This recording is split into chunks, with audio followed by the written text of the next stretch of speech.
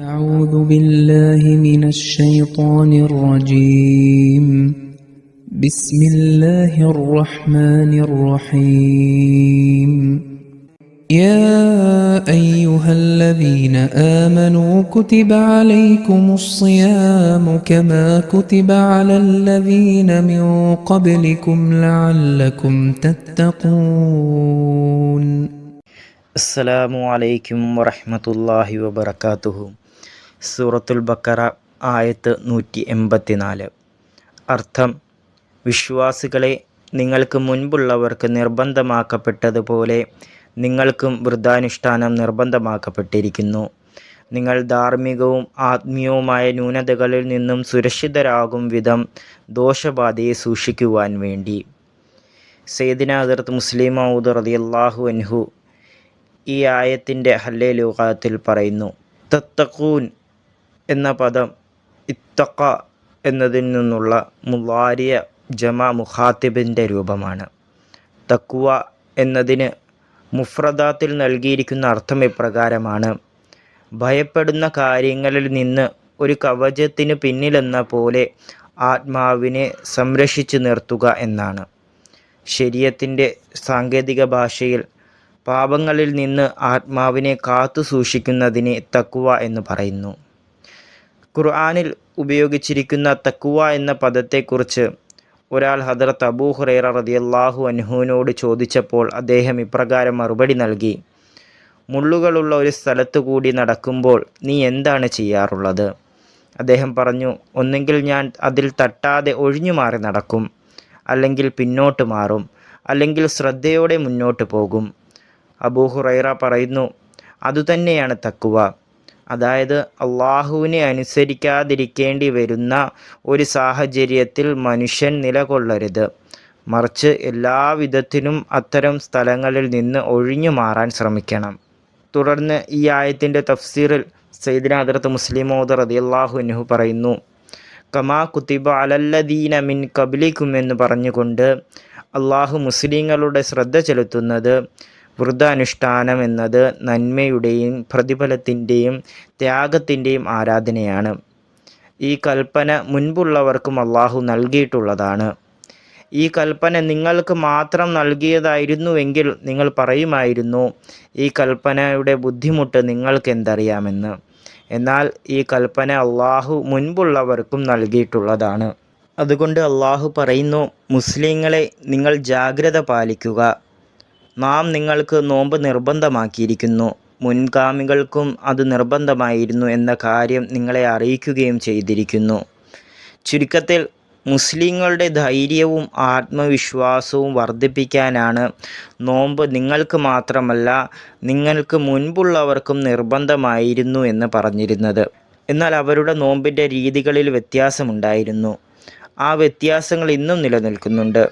ചിലയിടങ്ങളിൽ വിസാൽ, അതായത് തുടർച്ചയായ നോമ്പുകളായിരുന്നു ഉണ്ടായിരുന്നത്. അതായത് ഇടയിൽ അത്താഴം കഴിക്കാത്ത രീതിയിൽ. വൈകുന്നേരം നോമ്പ് തുറന്നാൽ പിന്നെ അടുത്ത അത്താഴം കഴിക്കാതെ തുടർച്ചയായി 24 മണിക്കൂർ നോമ്പ് നോക്കുന്ന രീതിയായിരുന്നു അത്. അതുപോലെ മറ്റു ചിലയിടത്ത് നോമ്പ് തുറക്കാതെ തന്നെ 3, 4, 5 ദിവസങ്ങൾ തുടർച്ചയായി നോമ്പ് നോൽക്കുന്ന രീതിയും ഉണ്ടായിരുന്നു. ലഘുഭക്ഷണം അനുവദനീയമായതും എന്നാൽ കഠിനമായ ആഹാരങ്ങൾ നിരോധിക്കപ്പെട്ടതുമായ നോമ്പുകളും കാണാം. ഉദാഹരണത്തിന് ഹിന്ദുക്കളിലെയും ക്രിസ്ത്യാനികളുടെയും നോമ്പുകൾ ഇതുപോലുള്ളതാണ്. തുടർന്ന് ഹുസൂർ ഹിന്ദുക്കളിലെ വ്രതാനുഷ്ഠാനത്തെ പറ്റി പറഞ്ഞുകൊണ്ട് പറയുന്നു, തീയിൽ പാകം ചെയ്ത വസ്തുക്കൾ കഴിക്കില്ല എന്നതാണ് അവരുടെ വ്രതം. ഇത് കൂടാതെ അവർ എത്ര പഴവർഗ്ഗങ്ങൾ കഴിച്ചാലും അവരുടെ വ്രതത്തിന് ഒരു വിധത്തിലുമുള്ള ഭംഗവും വരില്ല. റൊട്ടിയും കറിയും ഒഴിവാക്കി ബാക്കി എന്ത് വേണമെങ്കിലും അവർക്ക് കഴിക്കാൻ സാധിക്കും. അതിനേക്കാൾ എളുപ്പമുള്ള വ്രതമാണ് റോമൻ കത്തോലിക്കയുടെയും അതുപോലെ ക്രിസ്ത്യാനികളുടേതും. അവരുടെ വ്രതമെന്നത് മാംസം കഴിക്കരുത് എന്നതാണ്. അവർ ഉരുളക്കിഴങ്ങ് പുഴുങ്ങിയതോ അല്ലെങ്കിൽ മത്തങ്ങ ഉടച്ചതോ റൊട്ടിയോടൊപ്പം കഴിച്ചാൽ അവരുടെ വ്രതം മുറിയില്ല.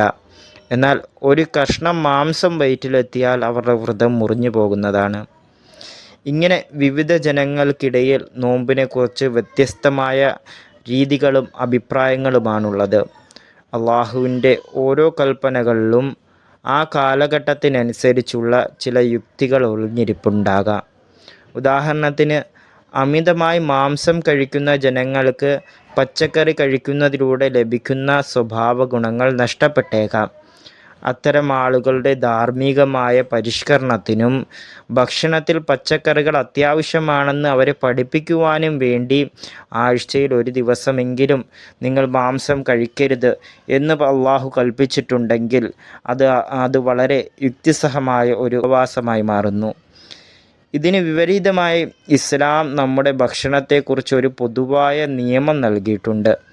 അതായത് മാംസവും കഴിക്കുക, പച്ചക്കറികളും കഴിക്കുക, തീയിൽ പാകം ചെയ്തവയും അല്ലാത്തവയും കഴിക്കുക.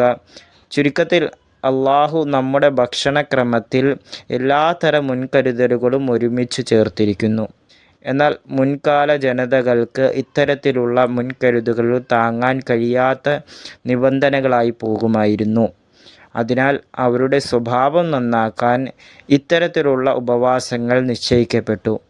ഉദാഹരണത്തിന്, വേട്ടയാടി ജീവിക്കുന്ന ആളുകൾ അവർ ദീർഘകാലം മാംസം മാത്രം കഴിക്കുന്നത് മൂലം പച്ചക്കറികൾ കഴിക്കുന്നതിലൂടെ ലഭിക്കുന്ന സൽഗുണങ്ങളിൽ നിന്ന് അകന്നു പോകുന്നു.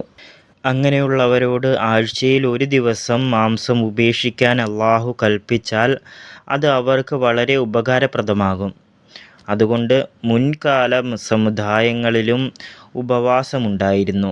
എന്നാൽ അതിൻ്റെ രൂപം ഇസ്ലാമിൻ്റേത് പോലെയായിരുന്നില്ല. അതിനാൽ കമാ കുത്തിബ അലല്ലദീന മിൻ കബിലിക്കും, നിങ്ങൾക്ക് മുൻപുള്ളവർക്ക് നിശ്ചയിക്കപ്പെട്ടതുപോലെ എന്ന വചനത്തിൽ വിവരിച്ചിരിക്കുന്ന സാമ്യം നോമ്പിൻ്റെ എണ്ണത്തിലോ ഗുണത്തിലോ അല്ല, മറിച്ച് അത് നിർബന്ധമാണ്, ഫർളാണ് എന്ന കാര്യത്തിൽ മാത്രമാണ്. അതായത് മുസ്ലിങ്ങൾ നോൽക്കുന്നത് പോലെയോ അത്രയും ദിവസമോ സമയമോ ആയിരുന്നില്ല മുൻകാല സമുദായക്കാർ നോമ്പ് നോറ്റിരുന്നത്.